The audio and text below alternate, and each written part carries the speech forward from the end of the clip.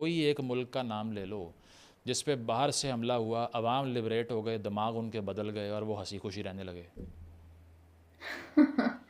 तो एग्जैक्टली यहाँ पर exactly, उनके लिए जवाब ये चेंज तो है जो अंदर से आता पाकिस्तान है। में बैठ के एक चीख रहे घर हैं को कि बेशक क्यों आप ले सपोर्ट लो। कर रहे हो इस बात को, तो सपोर्ट नहीं कर रहे। बात ये कर रहे हैं कि इंटरनेशनल लॉ की यार्ड स्टिक से एक अग्रेसर स्टेट वो है जो कि किसी भी मुल्क की सॉवरन बाउंड्रीज़ को ब्रीच करके बॉम्ब करके चली जाए।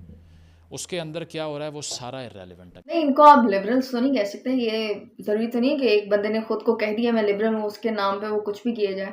अब ऐसे तो नहीं हो सकता कि 2 लोग हैं जो खुद को कहते हैं कि हम फेमिनिस्ट हैं, मगर जब एक औरत या खातून का किलिंग होता है, ऑनर किलिंग होता है, तो वो कहते हैं कि नहीं इसने कुछ किया होगा या ये ज़ुबान चलाती थी, तो हम कहेंगे कि ये फेमिनिस्ट हैं, मगर ये लोग ये बात कर रहे हैं।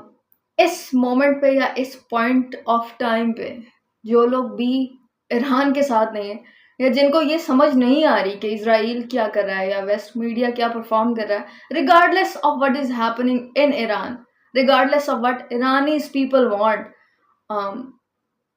तो वो एक बंदा बेवकूफ है और उसका भी टाइम आएगा, या उसको पता नहीं है पॉलिटिक्स कैसे काम करती है, या उसको बिल्कुल सेंस नहीं है, या उसका कोई ज़मीर नहीं है, या ज़मीर भी नहीं बल्कि वो इंसानों में से इंसान नहीं है, और वो अम, उसको नहीं पता कि साइकोलॉजी कंट्रीज़ की कैसे काम करती है।